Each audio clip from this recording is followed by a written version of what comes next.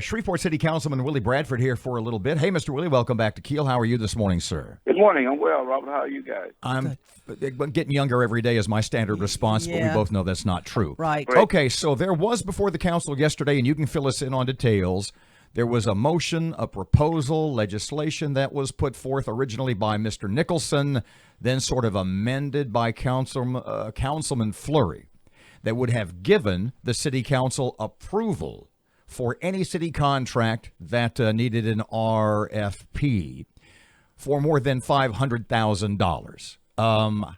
Tell us about the debate both in the council yesterday and behind the scenes. Well, we sort of anonymously agreed to the Amendment 1, which we would have the purchasing agent to, modify contracting language. But in regards to limiting the mayor's ability to execute contracts, the original was $100,000 by Councilman Nicholson, and that was just too low of a threshold. I mean, that would have impeded any real contracting in regards to the immediate awarding to come to the council to be scrutinized. Then the $40,000 that Councilman Fleury introduced was a higher threshold. $500,000, but that also would have sort of taken some of the mayor's authority to move expeditiously to get things done, because the council would have had to come back, even with the bid law in place, would have come back, and the council would have to look over that. Pardon me a second, Mr. Willie. I mean, you say it would have taken power away from the mayor. I think, and to some degree, the people who were for that bill understood that would have given the council a little more oversight. That was sort of the purpose, right? That was the intent, yeah. But at the same time, we debated this in and out of public view, where the charter giving the mayor some authority and some powers that we were trying to, with that proposal, would have sort of lessened that. We had even people, a couple of black lawyers called me personally, and I told some other councilmen that they saying that they will file suit if that would have passed, because they didn't feel like it was fair, given the charter's language. But at the same time, it came down to where I introduced a similar resolution saying that those bids that went through public bid laws would be exempt from coming back to the council. So at the end of the day, we talked and compromised that, listen, we'll revisit this whole process. I pulled mine, Councilman Fleury pulled his, and Councilman Nixon pulled his.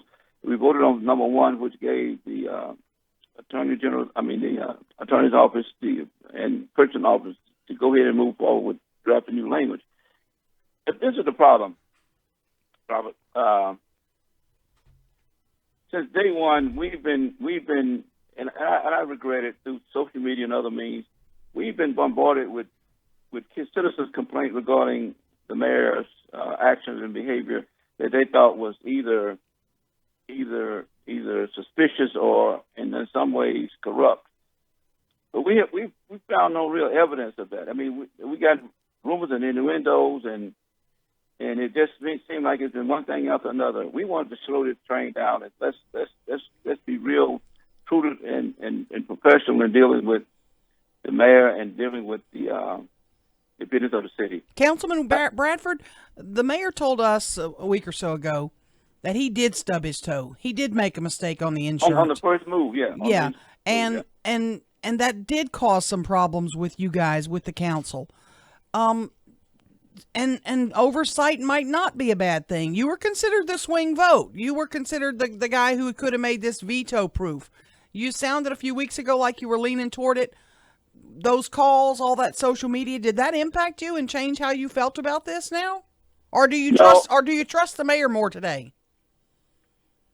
Aaron, listen, let me just say this. I'm being candid as I can.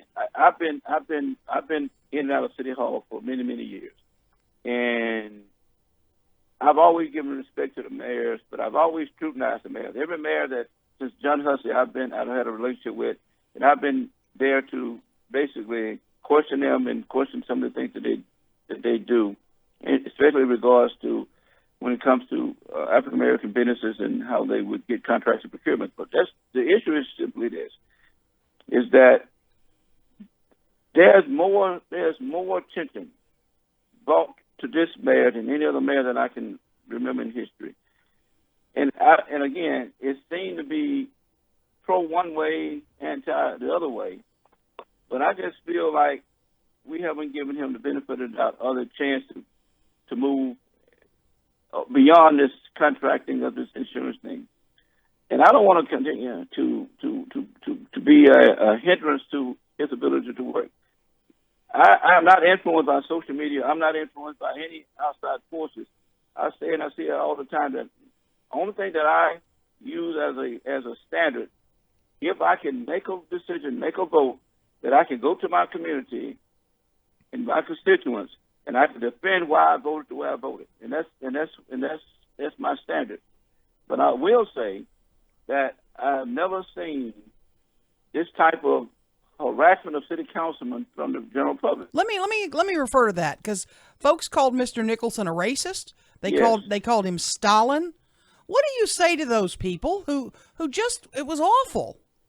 No, I mean, and I told him how regrettable it was for him to be a target of such violent comments. But I'm saying that's just the way the climate has created in this city.